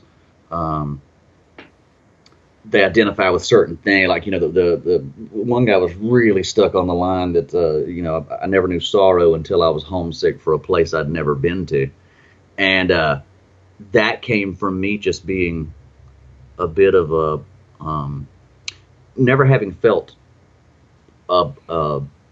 stability, never having felt like I was at home. The funny thing is, I sleep better in hotels than I do in my own bed. It's that, I guess maybe that kind of that's where it struck a chord with that particular guy with that line, because it was just funny that I'm always I do better in perpetual motion, I guess. So our next question comes from Ryan Fleming, and this is completely out of the music wheelhouse. Good. But Okay. he wanted to know that, you being a South Carolinian, what are your thoughts on the constitutional carry bill that would allow law-abiding citizens to carry their weapons without permits? Yeah. Okay. So he's asking me if I'm okay with them legalizing something I've been doing all along. Absolutely. Yeah. Absolutely. My father gave me my first gun the same year he gave me my first guitar, and like we talked about, where he came from. So it was no secret that if you see me out somewhere, if it's not on me, it's in the close vicinity somewhere. Like I don't travel with and without it. And it has nothing to do with me being some, I don't even hunt. I've never hunt. I don't think I've ever. I think I went hunting once when I was a teenager, maybe, and I may have made that up in my head. I don't know. But I love handguns. I just love, to me, it's kind of therapeutic to go out and shoot a bunch of bottles. Like just, like it just kind of, it's such a release. I have a handguns, and I have a heavy bag, and I got into boxing for a little while, and I just kind of, those are, it just feels good. I mean, anybody that tells you it doesn't feel good to beat the shit out of something, or blow a bottle in half with a they're lying to you. It's very therapeutic. It is. It is. And so yeah, no, I totally agree. The key word there though is law-abiding citizens. Like, you don't want everybody, going out and thinking they're Jesse James, or Sure. some loose cannon with a bone to pick, or vigilante. You kind of, it would have to be a very hardcore screening process. But I think I have maybe 1 or 2 speeding tickets on my record. That doesn't sound very outlawish, but I'll put it this way: I've never been to jail because I never got caught. But yeah, no, I'm for it. I'm 100% for it, just because people have a right to protect themselves, and in the very heated recent political climate, I don't see it getting any better. I don't foresee it going anywhere but down the drain. And if I'm here and with my son, and someone tries to come through my door, they're not going out walking. Sure. You know what I mean? So I'm for it. You can go ahead and put that one on the books. I've been doing it all along anyway. So hopefully none of my officer friends are listening to that. I went to school with a lot of guys who are not police officers. So give me a break, guys. If you see me out, just don't search me. But yeah, I'm for it. I agree with it. So this question, I guess, could almost kind of lead to the next question. Okay. What's the craziest thing that's happened to you while you've been playing a show? Oh, let's see. While I've been playing, there was this one night.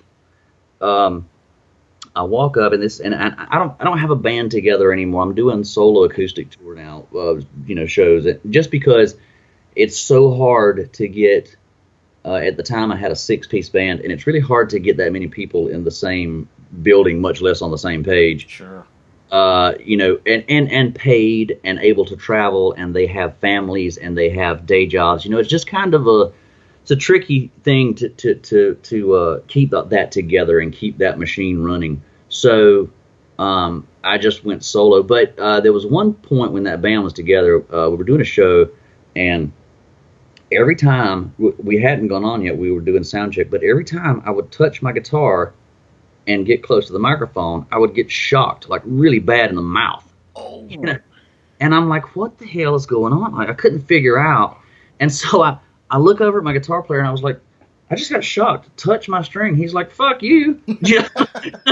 I'm not touching that. And so he kind of like did the real quick point, and he's like, no, no. And then he kind of actually put his hand on it. He's like, no, nothing. So why is it only me? So I'm sitting there over and over like, why am I getting shocked? So I like, the sound man sees what's going on, and he runs up and he's like, let me see the bottom of your boots. And I pick up my boot and he's like, I know what the problem is. Apparently the opening act had dropped a shot or a beer or something on the stage, and I was stepping in it and I had a hole in my boot. So he comes running back and tapes up my boot with some Gorilla Tape and show went off without a hitch. No more talk. I've also had the strangest after show experience. I'll give you that one. I was playing a show, and these I made the mistake of, now this was before I met my manager. She probably would have talked me out of this because I'm full of bad ideas. You know? But so I made the mistake of, on the Rise and Fall record, I decided to put my spin and my kind of wink and nod to the Rolling Stones Sticky Fingers cover, and put my crotch on the cover of this record. Okay. So just thinking it would be a cool, you know, especially because I called the record The Rise and Fall, and I thought, oh, this is great. Like, you know, never take yourself too seriously, you know. So it was kind of that title was not just a nod to the cover, you know, Rise and Fall. I mean, everybody got that joke. But it was also, again, a wink to David Bowie, you know. Sure. So I'm kind of, you know, to me, in my head, I've just mixed the Stones and Bowie, and I've made a clever joke, and it's a great cover, what have you. So one night I'm playing the show, and these way too drunk college girls were standing off to the side of the stage the whole night. And they, at the merch table, they bought that CD, and one of them, I guess the one they chose or talked into it, or the drunkest, came over and said, "Is that real? Is that you?" And I said, "Well, yeah, you know." And it's really like now I hate that. Again, in retrospect, I wouldn't have done that again. And I shit you not, she goes, "Well, can I poke it?" And I said I had to politely decline. You know, I wasn't quite sure how to do that. Like, I didn't have a PR person standing beside me going, you know, you better let her touch her crotch, you know. And so that, you know, I kind of politely declined, and she just giggled her way off. But that was strange. Which, and again, it just reminded me that was not one of my better decisions. I'll give you one last one. I got a piece open for David Allan Coe once, and I got a piece of advice that will stick with me forever. The story is that, of course, when in his youth, I guess when he was a kid, or when any of his crew members were kids, you know, there was no internet, there was no, probably no TV. So the only word of mouth, the way to get things out and promoted, was to parade it down Main Street, you know. Sure. So the story I get is that the circus comes to town. And when they come to town, they parade it down Main Street early that morning to let you know that night the circus is at so-and-so. And he said, here comes the acrobats, and then they got a few monkeys, and, you know, they got this tractor pulling a tiger in a cage, and they got some horses doing tricks. He goes, and all this kind of stuff going on. He goes, but in the very back, there's these elephants. And they come, and they're slow, and they're doing their little thing, and they're raising up when they're supposed to, and whatever. He goes, but even behind them, there's this one guy. And this guy, his job is to carry a shovel and shovel up all the elephant shit that they leave down Main Street. And I'm not sure where this is going. And so he finally says, so somebody finally yells out to the guy, because the guy's complaining. He's like, man, it's hot, it's tired, it smells like shit, it's heavy, it's the worst job ever. And so somebody from the crowd goes, "Hey man, why don't you just get another job?" And he looks back at him and says, "What? And give up show business?"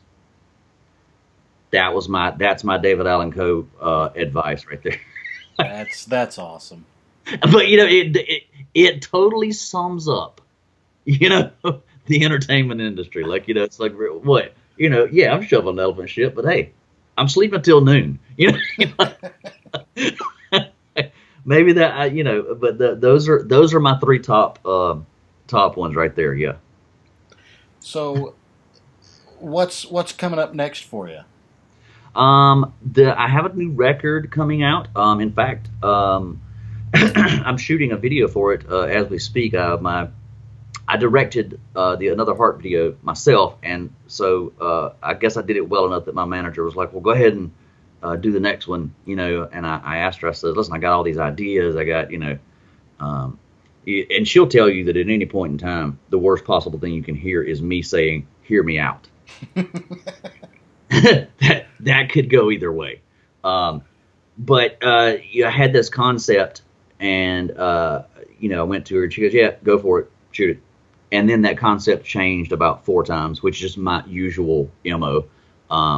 Just because I'll watch something and it may look great here, but then I'm like, it doesn't make sense. Or it may, look good over here, and I'm like, I don't like that thing or this in the background. Whatever. I'm just very picky. Like any artist, I guess I'm very self-critical. Sure. And so I'm shooting that. I guess I have a show that's coming Saturday night in Myrtle Beach, South Carolina, and then Monday and Tuesday I'm hopefully finishing the video. Hopefully Tuesday night's the last night. We'll be done with that, and it's for a song off of the forthcoming record. So I'm hoping the record comes out by summer. I think that what the plan is to use this video as a pre-sale tool. To go ahead and get it out there, and I'm really happy with this record. Apologies to my manager, but I did fight tooth and nail with Box of Letters, believe it or not. I didn't. There were a lot of songs in there that I didn't want. I didn't want Another Heart or Elizabeth, believe it or not, to be released. That's and it was because they were just, to me, they were old songs. To me, I had done them to death. To me, I was just like, oh man, really? And she was like, no, just listen. They're great songs. They need to be. You got to do this. Well, you know what? Women are always smarter than us. Why is that? So I listened, and sure enough, she was right. And but to me, that record, Box of Letters, is me kind of bidding farewell to the softer side, like the lovelorn, broken-hearted stuff. It's still there. It's going to be on the new record, but it's much more me taking ownership for being the bad guy, as opposed to saying, "Oh, poor me." It's much more it's very driven record. To me, it's almost like if the Rolling Stones decided to make a full-blown country record. That's exactly the kind of record I wanted to make. Nice. So it has that, and it was done, with a live band. It was done, it's all organic. There was no, copy cut paste stuff going on, which was, it was my band that I was playing with. So it was like, that was awesome. So it's going to be a little departure, not a great, it's still me, it's still the same style, but it's just a little edgier, the new record. And I'm not sure what the title is yet. Don't know. I can't, I do know what the cover is going to be, but I don't know what the title, and it's not going to be my crotch. But I'm not sure about the title, but the record's going to be a little edgier, I keep wanting to say the word heavier, but that's not the case. It's just something. It's more driven. It's more bass drum.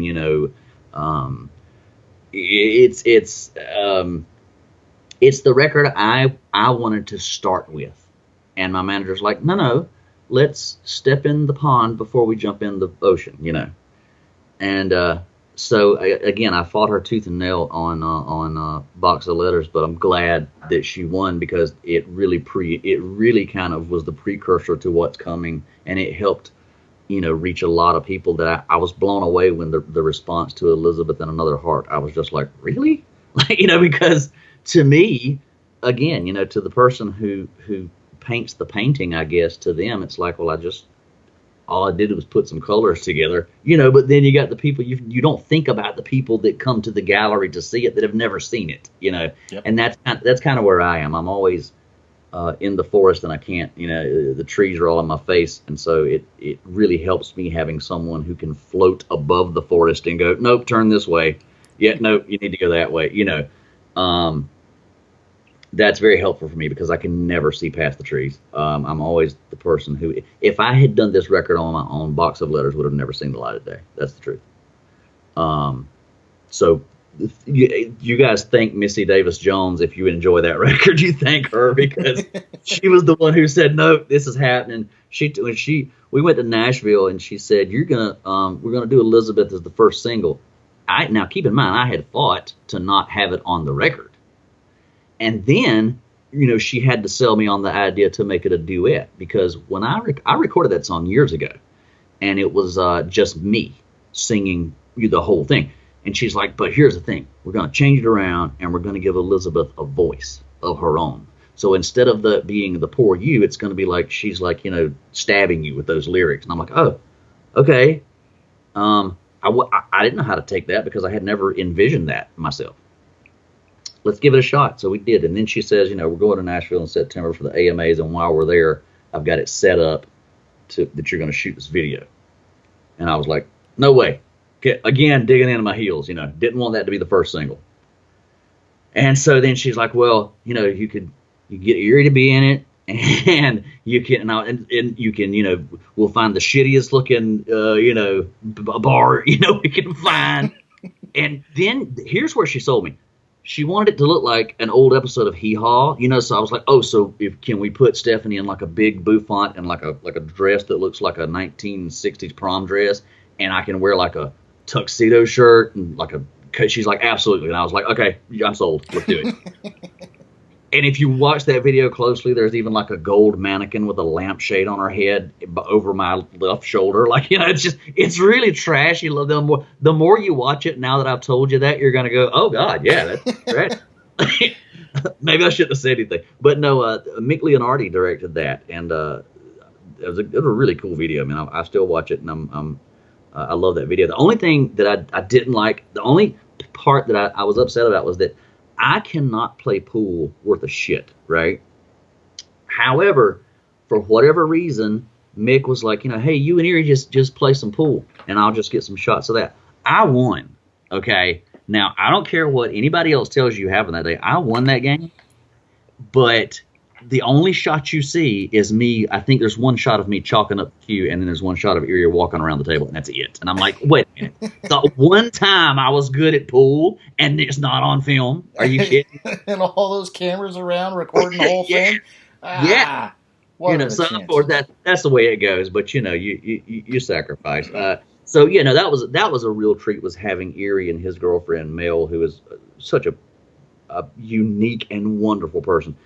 They both are, to come in. And the best part was I called him and explained the concept, and I didn't even have to finish the sentence before he goes, oh, I know what you want me to do. You want me to be like the Porter Wagner MC. I was like, yeah, exactly. That's exactly what.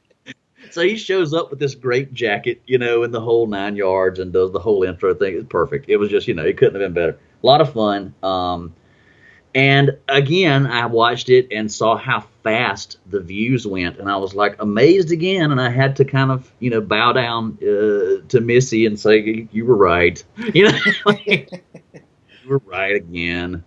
So I, slowly but surely, I learned my lesson to just listen and shut up, and even if I don't agree, just nod and smile. Because eventually, she's going to lead me out of those woods that I'm blinded by.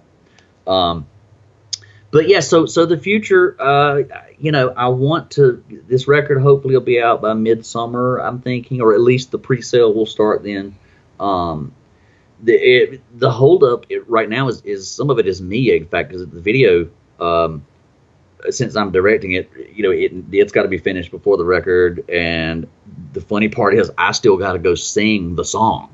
I've still got to go lay down the vocal track because it's done, but I didn't like the vocal track. Once I heard it back, I was like, no, I want to do it again. I can do that better. So of course I did that. So I got to go sing that before I can actually sync it to the video. So actually I'll be finished here.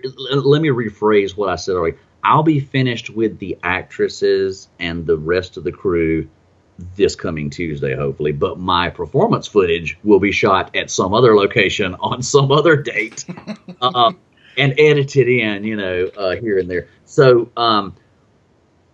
releasing that video, getting the pre-sale going, getting that stuff. I just got in a batch of new buttons and stickers that should be going up in the online store this weekend, I think, somewhere in that area. The t-shirts, we got new t-shirts coming. We got, just hopefully this word keeps spreading as fast as it's been spreading, because it really, after Another Heart video came out, it really took off. And just I was shocked. Every day I would wake up to messages and emails from people that were so encouraging and so nice. And again, like I said, I read your article, and it really does hit a nerve that it's kind of like, it has to be the people that push what they like, what they believe in, and what they love, and instead of pointing the finger never really got anywhere. Saying, oh well, this is how you did it wrong, and this is where Nashville went sideways, and this band sucks. We know that already. So tell us where to find the good stuff. And so hopefully people like you doing this show, this is brilliant.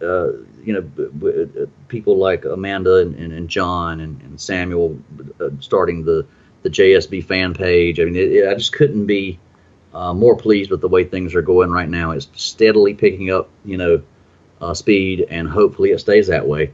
I'm along for the ride either way. If it doesn't, you might catch me bagging groceries somewhere. You never know. So yeah, the future. If I had my way, I'd be on tour tomorrow morning. But right now I'm just riding the wave. I'm just riding the wave and awaiting, and the new record will hopefully bring a lot more opportunity. I'm so shocked at how well just the two songs that I didn't want did. So I really can't wait to see what the songs I like. They'll probably be the ones that people go, oh, that sucks. God, we hate that. Like, that's horrible. Why would he ever release that?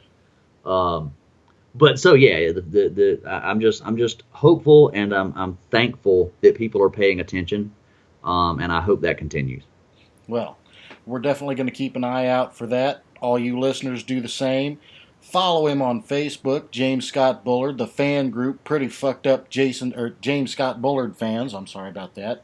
That's all right. Follow his website. Get on his website. He's got an interesting little page on his website, 30 interesting facts. Oh, and yeah.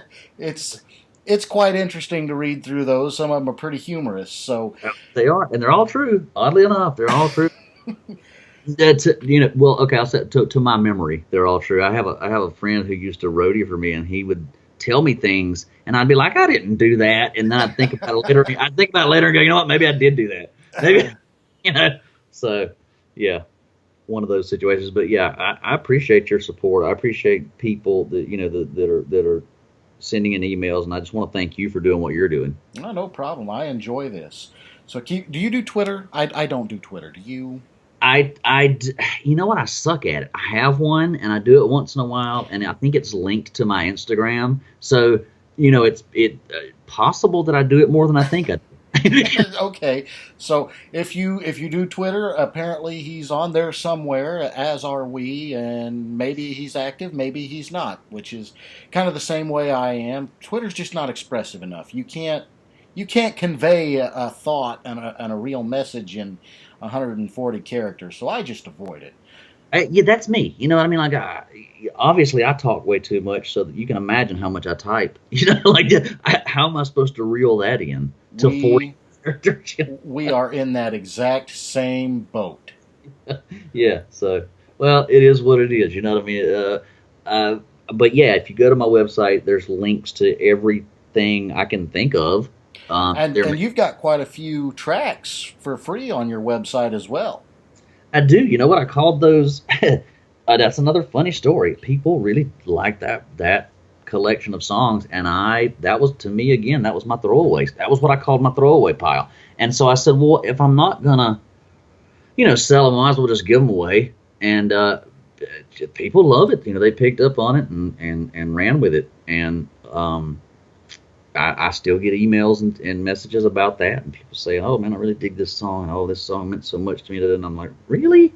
I just, I'm always shocked about things like that. I still can't. I don't think I'll ever get used to that. I'll never get used to somebody having paid that much attention to anything I said. So, but it's cool, man. It's really cool. Yeah, that I think it's what, 22, 23 tracks they can. Yeah, it's pretty close to 25, I want to say. Yeah, they can definitely go download it for